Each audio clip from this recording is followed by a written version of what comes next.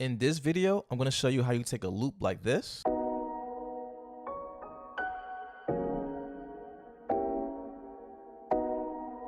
and turn it into this.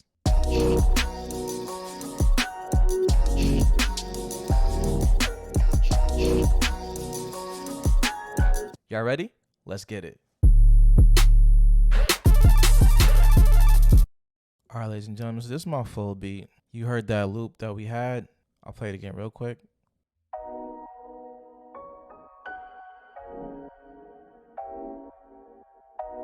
The thing about loops is sometimes it's, you don't have the stem, so I can't take things out. So how can we make this loop and make it sound like a song and make it not be so repetitive, the same thing over and over? First thing I do is this. Now this has like a 75 to 80% hit rate for me. Like this usually works most of the time. Not all the time, but mostly a lot of times this does work. Took that same piano loop, I duplicated it to be this right here. All right, and we went to Shaper Box, and I just found something that I like. This one is the Simple Bass Maker on Shaper Box. I think it's like a halftime, and now it sounds like this.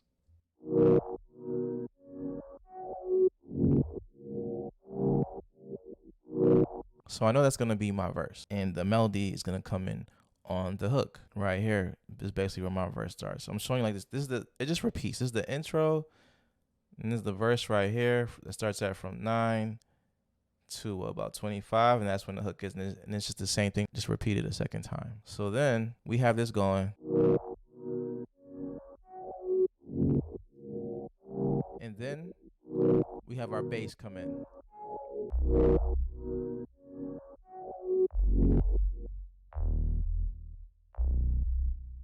All right, so now I got my bass, and when I'm creating, what I want to do is try to get all the ideas I can. So I'll have this playing, the piano, we'll have the filtered loop, and then the bass, right?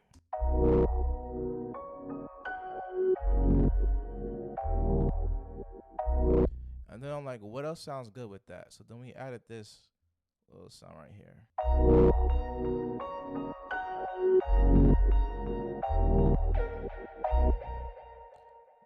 Nothing too crazy. Just one like in the background. And this is from, I believe, a 40s very on keys. And then I added these vocal chops from Arcade. It goes like this. Hold on, I'll solo it so you can hear it.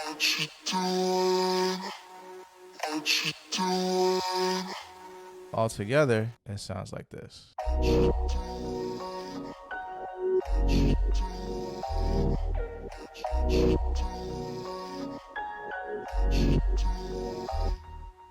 So I know that's gonna be my hook, or whoever's singing or whatever, that's gonna be where the chorus goes. So what you wanna do is I take that and I take everything and we just spread it all out, and then I just know that like I just strip it down. I know I only want this going first.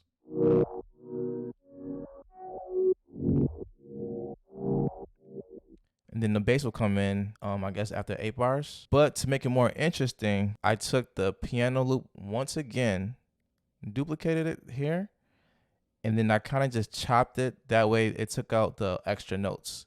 So this is just a chord progression, so it just adds to it. So I'll show you how it sounds like this.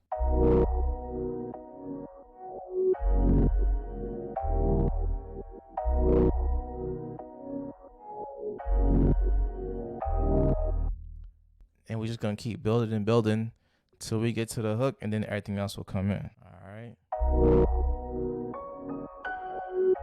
That's how you can identify the verse from the hook when you hear those extra notes from the piano. All right, so that's what we got for our melody. And then down here I just got some drums. I got this kick and snare right here, well, drum pattern I made.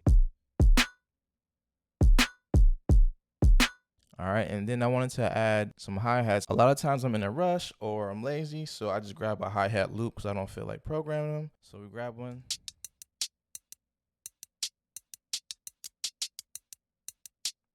Right, sounds cool. Then I went and took another one from J Kits, put it on top, and that sounds like this.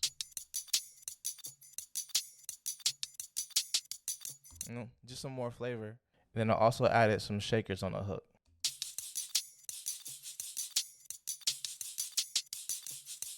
So now the drums sound like this all together.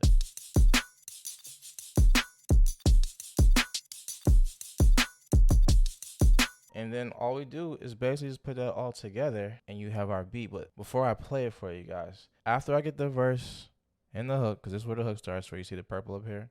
That's how you know the hook. After the 16 bars, I know I need a nice little intro. So what I usually do is copy the hook, take some stuff out like the drums, take some drums out and everything, and then we build up.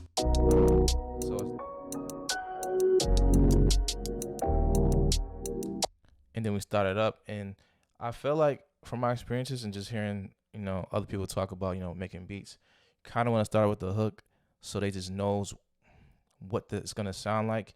You don't want them waiting to see what's going to change, what's going to be different. Like sometimes you only get like 15 to 30 seconds before they press skip to hear a beat.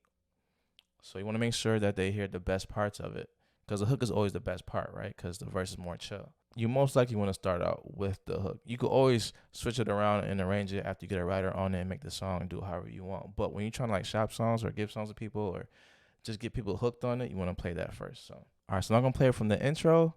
I'll let it go all the way to the hook, and then you can see how it went from that piano part and how we built it into this now. You ready? Let's get it.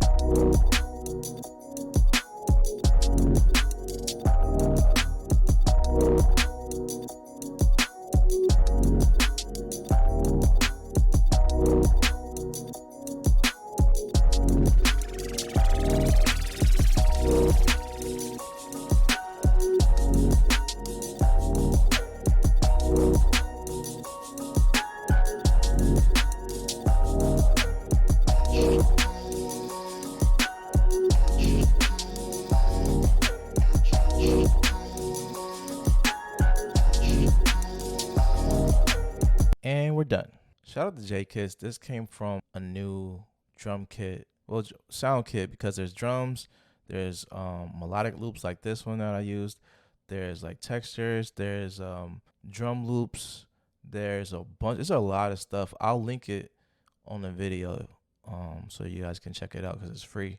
There's a lot of sounds in there. All right, guys, so this is how I sequence my beats when I'm making music. My first step is always just to throw down as many ideas as I can. Whatever ideas I have, you don't have to worry about the exact sound yet. Just get the ideas out. After that, you can strip away, take away what you feel doesn't work, what doesn't sound good, or maybe it's clashing with something.